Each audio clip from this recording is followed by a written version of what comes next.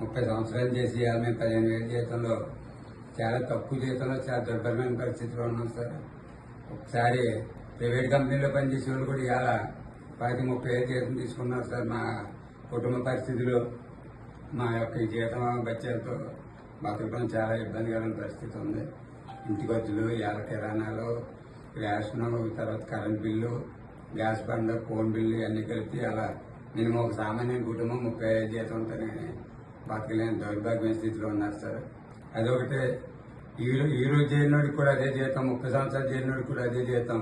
దీంట్లో ప్రయారిటీ ఒక రేషనలైజేషన్ అని ఒక విధానం, ఒక స్పష్టమైన విధానం లేకుండా, వ్యత్యాసం అనేది లేకుండా 30 సంవత్సరాలు ఉన్నవాడికి కూడా అదే జీతం అంటే చాలా దౌర్భాగ్యం పరిస్థితి సార్. దాని పరిధిలో తీసుకుని కనీసం సంవత్సరానికి ఒక ఇంక్రిమెంట్ కింద ఒక 1,000-2,000 వేసి ఏర్పాటు చేయాలి సార్. అదే రకంగా ఈ రిటైర్మెంట్ వయసు అనేది పర్మనెంట్ ఎంప్లాయీస్ కి అందరికీ కూడా అన్ని డిపార్ట్మెంట్లు 60 నుంచి 62 చేయటం అనేది ప్రభుత్వం చాలా సంతోషమైన విషయం సార్.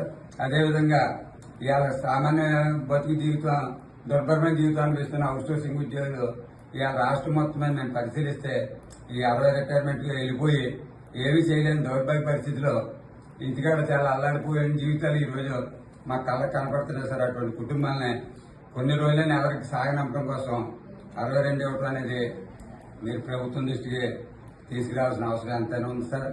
అదేవిధంగా రిటైర్ అయిన ప్రతి వ్యక్తికి కూడా ఇవాళ ఉచిత చేతులతో పంపడం అనేది డిపార్ట్మెంట్కి చాలా అవమానకరం సార్. డిపార్ట్మెంట్కి ఉచిత చేతులతో పంపడం అంటే అది చాలా డిపార్ట్మెంట్కి తల ఉంచుకునే విధంగా ఉండే పరిస్థితి ఉంది. అని చేత వెళ్ళే వ్యక్తిని, రిటైర్ అయిన ఉద్యోగిని ఒక మినిమం ఒక 5 లక్షలు 10 లక్షలు అది ప్రభుత్వ నిర్ణయం మేరకు వాళ్ళకి ఎత్తే వాళ్ళు రిటైర్ అయిన కొంచెం ఎంతో కొంత ఆనందంతో కొంతకాలమైన కుటుంబాన్ని ఆర్థికంగా నిలదొక్కోవడానికి అవకాశం ఉంటుంది సార్.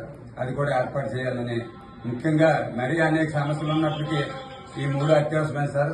కనీస వేతనం 26,000, రిటైర్మెంట్ వయసు 62 సంవత్సరాలు, రిటైర్ అయిన వ్యక్తికి కనీసం 10 లక్షల రూపాయలు ఇస్తే కొంతకాలమైన కుటుంబాన్ని, అది అప్పటికే శారీరకంగా మానసికంగా బలహీనంగా ఉంటాడు కాబట్టి ఒక 10 లక్షలు ఇస్తే వాళ్ళ కుటుంబాన్ని కొంతవరకైనా ఆర్థికంగా ముందుకు తీసుకెళ్ళడానికి అవకాశం ఉంటుంది సార్.